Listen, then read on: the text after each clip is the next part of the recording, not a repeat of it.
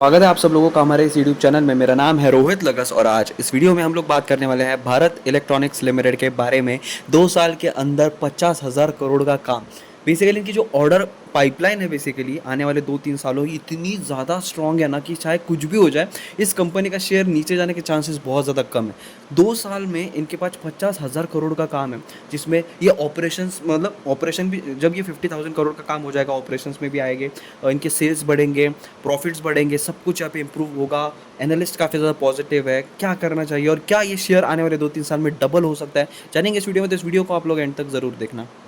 मैं आप सभी के लिए लेकर आया हूँ एक व्हाट्सएप कम्युनिटी और टेलीग्राम ग्रुप। क्या होता है, एक दिन में काफ़ी सारी न्यूज़ेस आती है और सबके वीडियोस बनाना पॉसिबल नहीं हो पाता है, तो जो न्यूज़ेस बच जाती है वो हम हमारे टेलीग्राम ग्रुप और व्हाट्सएप कम्युनिटी पे शेयर करते हैं। और भी कई तरह के न्यूज़ेस लाइक डिविडेंड स्टॉक स्प्लिट्स की कोई न्यूज़, बोनस की कोई न्यूज़, और जो बीएससी पे ऑफिशियल पीडीएफ जो अपलोड होती है क्वार्टरली रिजल्ट्स की, वो भी हम यहाँ पे अपलोड करते हैं। तो अगर आपको हमारे इस ग्रुप को ज्वाइन करना है तो इसकी जो लिंक है वो आपको कमेंट सेक्शन में मिल जाएगी। भारत इलेक्ट्रॉनिक्स लिमिटेड की अगर मैं बात करूं तो लास्ट ट्रेडिंग सेशन में 0.86% की तेज़ी हमें देखने के लिए मिली थी। शेयर में 287 रुपीज़ पे फिलहाल अभी ट्रेड करते हुए देखने के लिए मिल रहा है। लॉन्ग टर्म पर्सपेक्टिव से सोचे शेयर अच्छा है, शॉर्ट टर्म से भी सोचे तो शेयर काफ़ी बेहतरीन दिखाई दे रहा है। स्विंग ट्रेडिंग में टेक्निकल चार्ट्स के बारे में भी बात करेंगे। ब्रोकरेज फर्म जो प्रभुदास लियादर अपने आप में एक बहुत बड़ी इंस्टीट्यूट है, वो काफ़ी ज़्यादा मतलब ऑप्टिमिस्टिक है, cautiously optimistic on the Nifty in the current volatile times and advise investors to avoid FOMO in this time.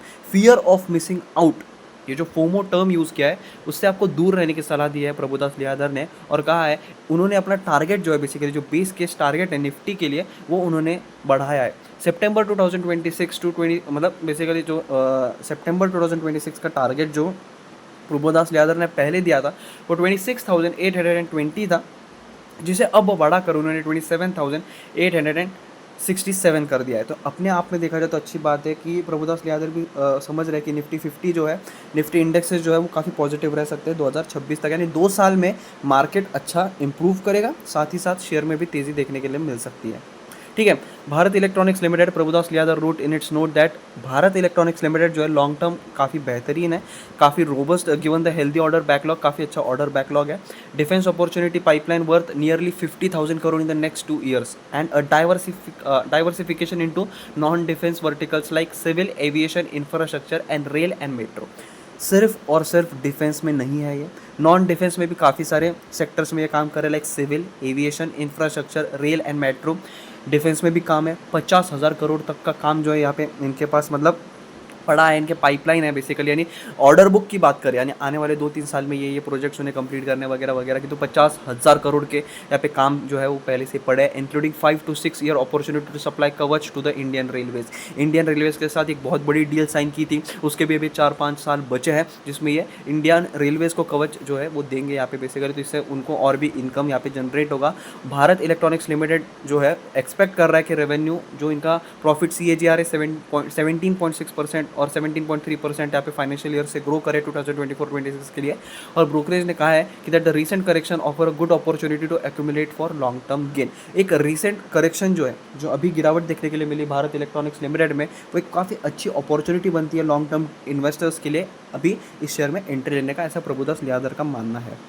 क्या आप लोगों को एक ऐसे ग्रुप की तलाश है जो स्टॉक मार्केट रिलेटेड हो, जहां आप लोग भी डिस्कस कर पाओ, अपने क्वेश्चंस को पूछ पाओ, दूसरे स्टॉक मार्केट एंथुसियास्ट से बात कर पाओ? क्या अगर आप लोगों को ऐसे ही ग्रुप की तलाश है तो मैं आप सभी के लिए लेकर आया हूँ एक ऐसा ही ग्रुप जहां आप लोग आपस में बात कर सको, जहां एक डिस्कशन हो, जहां आप लोग एक दूसरे से सलाह ले पाओ। मतलब एक ऐसा ग्रुप जहां सिर्फ और सिर्फ स्टॉक मार्केट की ही बातें हो। आप इसे अपनी स्टॉक मार्केट फैमिली भी कह सकते हो। और अगर आप सभी लोगों को हमारे फैमिली का पार्ट बनना है तो आपको एक छोटी सी नॉमिनल फीस देनी होगी। इसे बहुत ज़्यादा लिमिटेड लोगों के लिए लाना चाहते हैं। सिर्फ और सिर्फ इस ग्रुप में 100 लोग होंगे, जहां एक अच्छा इन्वायरमेंट होगा और आप जैसे ही जेन्युइन लोग होंगे। और इस ग्रुप को ज्वाइन करने की फीस है सिर्फ 100 रुपये। सिर्फ 100 रुपये में मैं आप लोगों को एक ऐसा ग्रुप, एक ऐसी कम्युनिटी दूंगा जहां आप लोग आपके स्टॉक मार्केट फ्रेंड्स के साथ डिस्कशन कर पाओ। तो यहाँ पे सिर्फ 100 स्लॉट्स होंगे, सिर्फ 100 लोगों को ही यहाँ पे जगह मिलेगी और आपको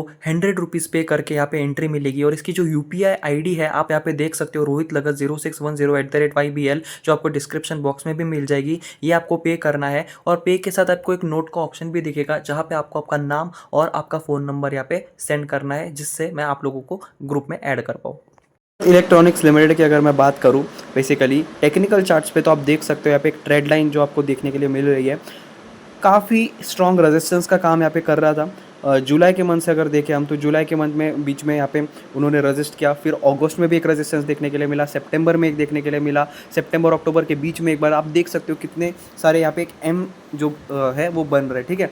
ऊपर से 50 डे मूविंग एवरेज जो है वो भी परेशान कर रहा था। अब हाल ही में देखा जाए तो अक्टूबर के महीने में हमें ये जो शेयर है इस ट्रेड लाइन के ऊपर देखने के लिए मिला है। उसी के साथ साथ अब थोड़ा प्रेशर भी जो है वो बनते जा रहा है, क्योंकि एक रिटेस्ट जो है वो देखने के लिए मिलता है जनरली जब 4-5 महीने से आप एक चीज़ पे रजिस्ट कर रहे हो और आपने उस रेजिस्टेंस को ब्रेक किया, तो चांस रहता है कि वापस से एक बार जो है वो रिटेस्ट देखे और देखे कि ट्रेड लाइन एक अच्छा सपोर्ट दे पा रही है या नहीं, और अगर दे पाती है तो उसके बाद एक अच्छा मूव जो है वो यहाँ पे दिखाई देता है। तो 287.15 रुपीज़ पे फिलहाल शेयर ट्रेड कर रहा है। एक पिवट सपोर्ट है 286 285 के आसपास, वहाँ पे एक अभी तक जो है काफ़ी अच्छे से सस्टेन यहाँ पे कर रहा है। ऊपर से एक दिक्कत की बात हमें ये है कि 50 डे मूविंग एवरेज काफ़ी परेशान यहाँ पे कर सकता है। आई थिंक 300 के आसपास, 300 के सॉरी ये भी वो मार्क यहाँ पे छुप गया। आई थिंक 290 है, 290 के आसपास जो है एक काफ़ी मतलब 50 डे मूविंग एवरेज है जो परेशान यहाँ पे करने वाला है और बहुत ज़्यादा करीब है। देखा जाए तो एक नो ट्रेडिंग जोन सा बन रहा है। आप देख सकते हो पिछले 6 सेशन जो है वो बहुत ज़्यादा साइडवेज रहा मार्केट, एक ही लेवल पे जो शेयर है